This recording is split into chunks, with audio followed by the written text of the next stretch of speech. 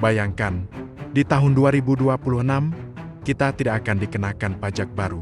Tidak ada pungutan tambahan, tidak ada kebijakan baru yang memberatkan masyarakat. Menteri Keuangan Sri Mulyani Indrawati menegaskan, pemerintah justru akan fokus pada reformasi internal agar sistem pajak lebih efisien dan transparan. Tapi, apa sebenarnya yang dimaksud dengan reformasi internal ini? Dan bagaimana dampaknya bagi kita semua? Selama ini, pajak menjadi sumber pendapatan utama negara. Namun, seringkali masyarakat merasa terbebani atau tidak memahami kemana uang pajak mereka digunakan. Data terbaru menunjukkan bahwa kepatuhan pajak di Indonesia masih bisa ditingkatkan, sementara target pendapatan negara terus meningkat. Pemerintah menyadari hal ini, dan strategi reformasi internal bertujuan memastikan setiap rupiah pajak digunakan secara tepat, transparan, dan efisien.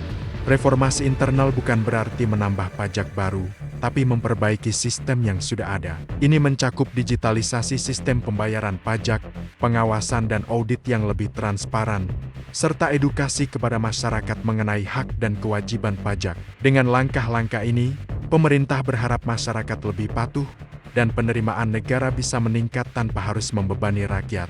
Pertanyaannya, bagaimana reformasi internal ini memengaruhi kita sehari-hari?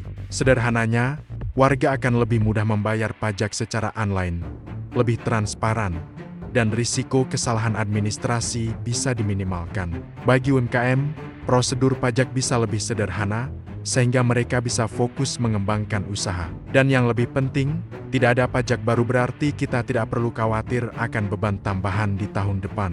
Pemerintah menargetkan pendapatan negara meningkat sekitar 9,8% dibandingkan tahun sebelumnya. Angka ini cukup ambisius, tapi reformasi internal diyakini mampu mencapai target tersebut tanpa menambah pajak baru. Transparansi dan efisiensi menjadi kunci utama. Artinya, setiap rupiah yang kita bayarkan akan dimanfaatkan dengan lebih optimal untuk pembangunan, kesehatan, pendidikan, dan infrastruktur. Para pakar ekonomi menyambut positif langkah ini. Mereka menilai bahwa reformasi internal lebih efektif daripada mengenakan pajak baru. Sementara itu, masyarakat juga menyambut baik kabar ini, berharap sistem pajak yang lebih sederhana dan transparan akan membuat hidup mereka lebih mudah. Jadi, di tahun 2026, kita tidak perlu takut dengan pajak baru. Fokus pemerintah pada reformasi internal adalah langkah cerdas untuk membangun sistem pajak yang adil, efisien, dan transparan. Mari kita dukung langkah ini dengan terus patuh membayar pajak, karena setiap rupiah yang kita bayar adalah investasi untuk masa depan bangsa. Bagaimana pendapat kalian tentang kebijakan ini? Tulis komentar kalian di bawah.